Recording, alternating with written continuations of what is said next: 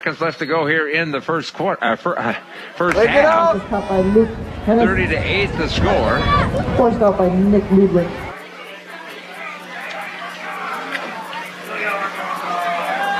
Anderson now into shotgun. He rolling to the right side, looking, still looking. Throws underneath, caught, and stepped out of bounds somewhere in the night territory at about the 42 or 43 yard line. The receiver is number 33, maybe. That's a possibility, right? Hennis, that'd be Hennis.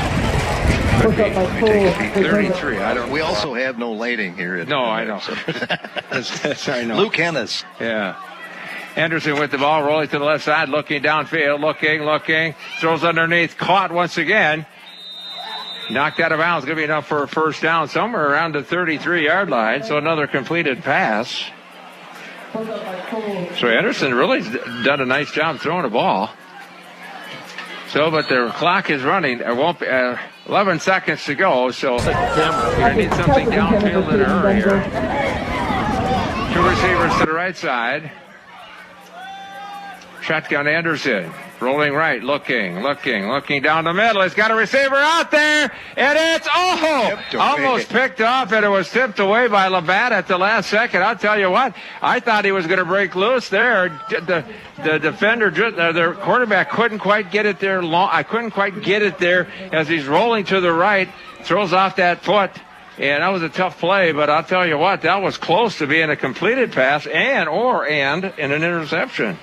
And again, I can't get the number from off the receiver's jersey, so he'll have to go unheralded. Back to the right side, rolling. Anderson throwing bomber again down the field, right down the middle, and it's knocked away nicely. And that's it. End of the half. Yeah, Luke Miller, I think, was back there knocking that way, and that ends the first half. We're at halftime with the score. Sleepy Eye St. Mary's 30, Madelia 8. We'll be back with the halftime on Sam 107.3, KNUJ.net after this 2-minute timeout. 30-8 at the end of the first half here on Sam 107.3 and KNUJ.net. Doug Robertson and Ron Perdan here in Madelia in 9-man football as St. Mary's scored on their first 2 out of 3 possessions. Madelia looked like they were going to get back in it. Got within a touchdown in less than a minute left in the first half, but Sanchez goes 63 yards after the kickoff, and it's back to a 30-8 game here at this point. And, Ron, it's really been basically, for the most part, all St. Mary's. Madelia showed a little life towards the end of that first half. One drive late in the second quarter there, Madelia was able to put together a unassist, no penalty assist. They did a nice job picking up 40 yards on the one play, which was a well-executed broken play, I think, by Logan Anderson to get that 40-yard pass off. But outside of that, it has been St. Mary's. Their offense is doing what they wanted to do. They come out, they pick up 2, 3, 4, 7, 12, whatever it takes. They're getting, I think in that first half, I saw 2 negative yardage plays by the St. Mary's offense.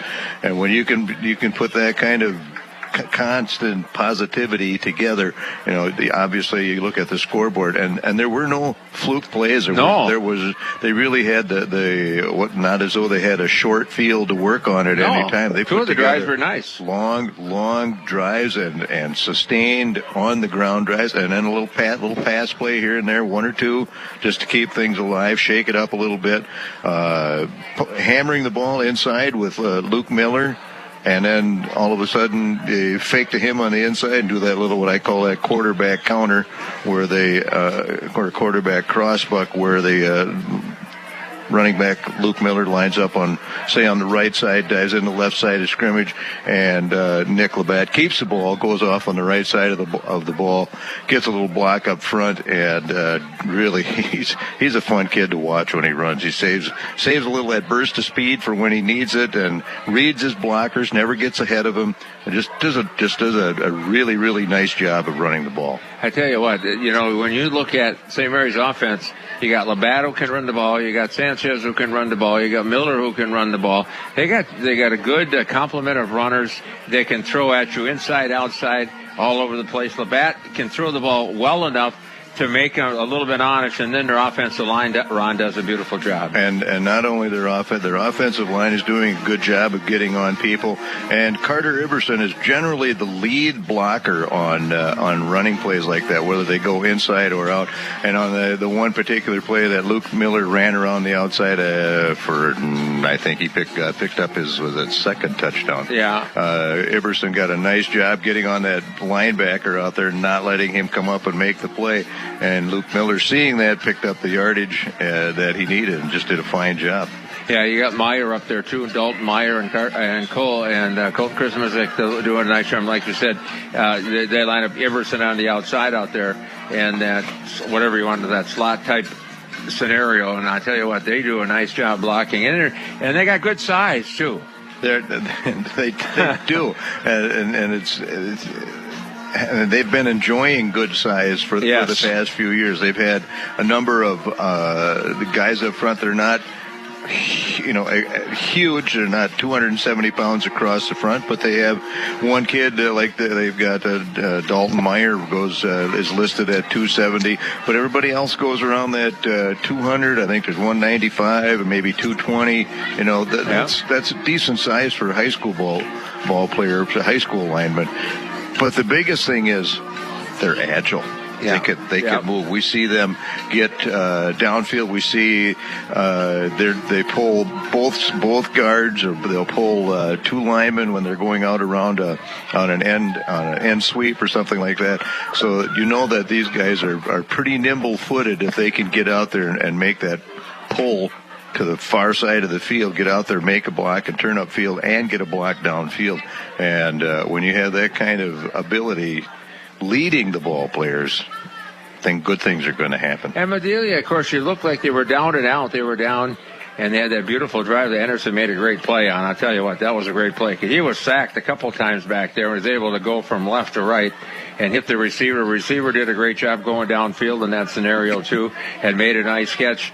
And all of a sudden they give that touchdown back. But I'll tell you what, then the lad, 50 seconds, and they moved the ball down the field pretty well. So they're not giving up by any means. Anderson does a nice job back there for the Blackhawks. And truthfully, in the heat like this, and to get down as they were, I think 24-0. Yes. It would have been very easy for them to, at that point, fold their cards and just say, okay, we're going to ride the storm out on this, and let's go. But they, like you said, they took it down the field and hand it to Logan Anderson. He's been getting some pretty good pressure on him from the likes of Brandon Waite and Max Heiderscheid. For him to stand in there as he has and get the ball off on a couple of plays when he needed to, especially on that last drive. Oh boy! Takes some pretty sheer determination to do that. So we're at halftime with the score: Sleepy St. Mary's 30, Madelia 8. We'll be back with more halftime right after this 2-minute timeout.